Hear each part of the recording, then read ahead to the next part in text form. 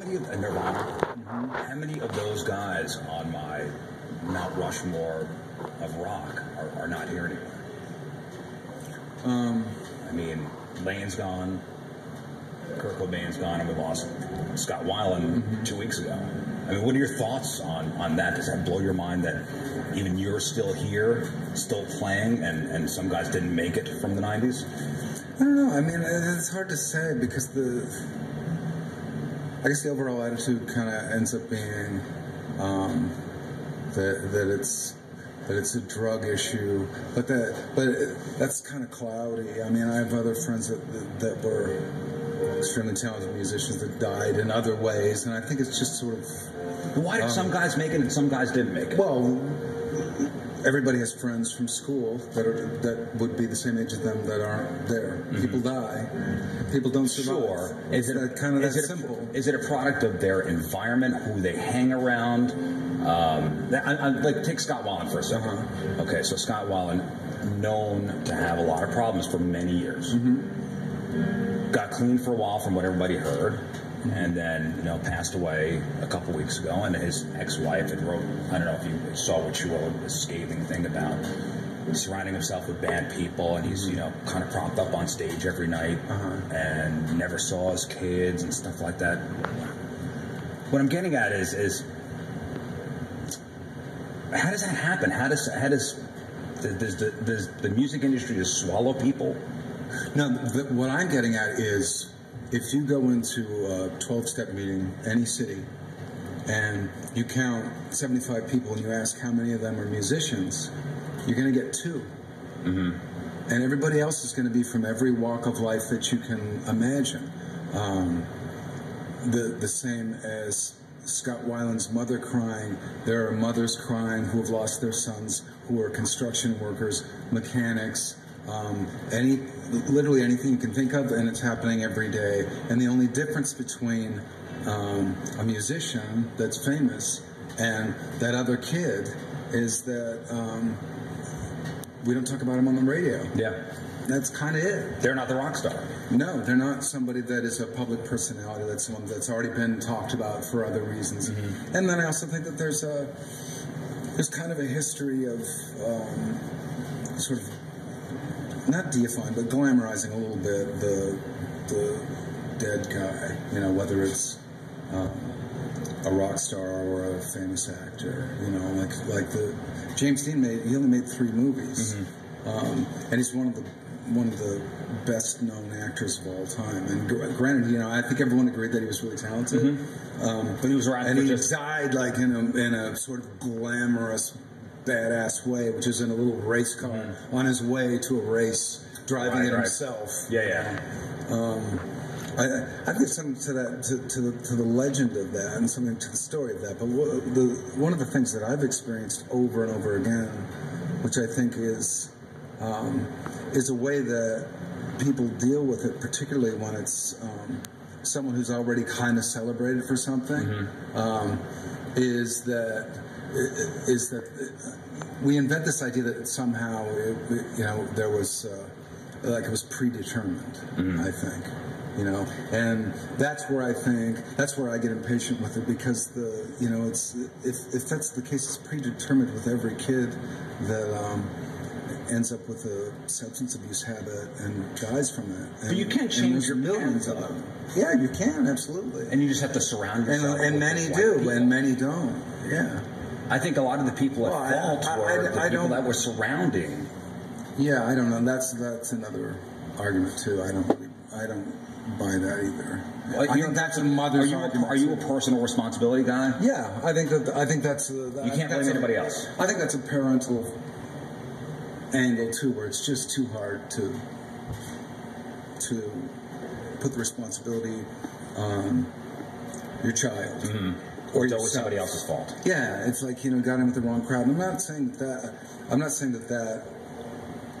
is entirely wrong, but if someone has a propensity to abuse alcohol or drugs, and they didn't meet the wrong sort this weekend, they're going to meet another guy somewhere else. At some point. Yeah, if you have that in you. Do you ever it's a matter of sort of course as to when, at what point in your life you run into it and realize, and then you have to confront the problem. Was there a point for you where like, I need to grow up? Or do you look at yourself? Or do you look at leaving that mindset, that decadent rock and roll I was never decadent, and I was always someone I think that was in control. I was always sort of I was used to a certain amount of just kind of expecting a lot of myself and being able to meet that expectation of myself, not of anybody else. And I kind of, that was who I was since I could remember. Right. And I think it took me for a good 2 or 3 years of really being in a situation where I wasn't producing anything that I would feel was worthy of what my potential is. And then that was about enough. That's never really been who I am, and it's sure not making me happy. Right. And I also, and this could be the way that I was raised. It could be just it could be nature, it could be nurture. But I've always felt like if something's going wrong in my life, if something's going wrong